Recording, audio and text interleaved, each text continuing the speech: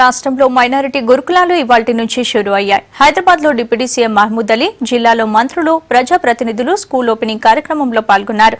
Minority సంక్షేమానికి TRS ప్రభుత్వం కృషి చేస్తోందన్నారు నేతలు.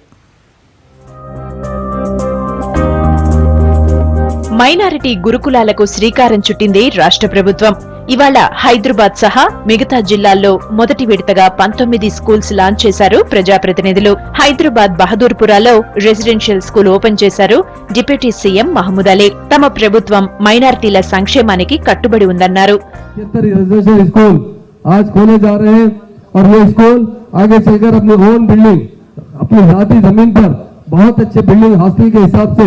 न्यू इंफ्रास्ट्रक्चर के साथ बनाएंगे।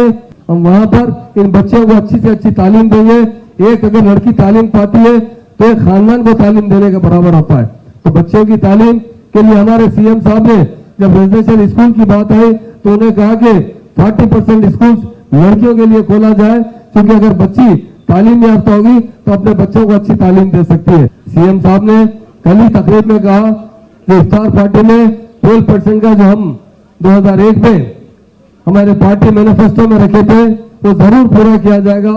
కరీంనగర్ లో మైనారిటీ రెసిడెన్షియల్ స్కూల్ ను ప్రారంభించారు రాష్ట్ర మంత్రి ఈటెల రాజేందర్. రాష్ట్రంలో పటిష్టమైన విద్యా విధానం అమలు చేసేందుకు ప్రయత్నిస్తున్నట్లు చెప్పారు మంత్రి. నిరుపేదలందరికీ విద్య అందాలన్న ఉద్దేశంతోనే స్కూల్ ఓపెన్ చేశామన్నారు. ఇక సీఎం సొంత జిల్లా మెదక్లో సిద్దిపేట, గజ్వేల్ నియోజకవర్గాల్లో గురుకులాలు ప్రారంభించారు మంత్రి హరీష్ రావు.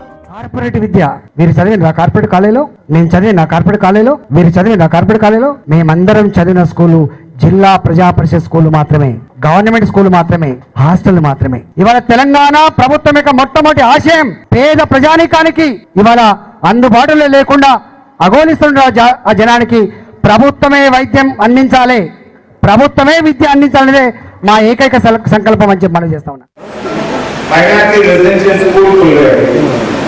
आपके बच्चों को पढ़ने के लिए अभी सिद्धिपेट के बच्चे के लिए शुरू करके हम गजवेल में आए. अब यहाँ से जाके वो इंग्लिश मीडियम रेजिडेंशियल स्कूल का अभी इनॉग्रेशन कर देंगे. నిజామాబాద్ జిల్లాలో మంత్రి పోచారం, వరంగల్ జిల్లాలో deputy CM Kadiyam Srihari schools open చేశారు. కార్పొరేట్ విద్య భారంగా మారిన ఈ రోజుల్లో గురుకులాలతో మైనారిటీలకు ఆసరాగా ఉండేందుకే స్కూల్స్ తెరుస్తున్నామని చెప్పారు కడియం.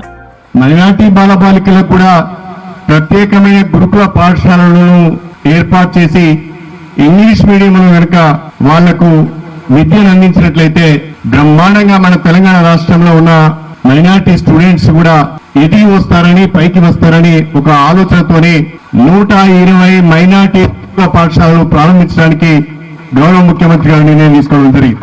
మైనారిటీ విద్యార్థుల విద్య పైన ఇంత పెద్ద మొత్తంలో ఖర్చు పెడుతున్న ప్రభుత్వము మరొకటి లేదు అని నేను గర్వంగా చెప్తున్నాను చెప్పేసి గుర్తు చేస్తున్నాను. పాలమూరు జిల్లాలో మంత్రి లక్ష్మారెడ్డి, ఖమ్మం జిల్లాలో మంత్రి తుమ్మల పాఠశాలలను ఓపెన్ చేశారు.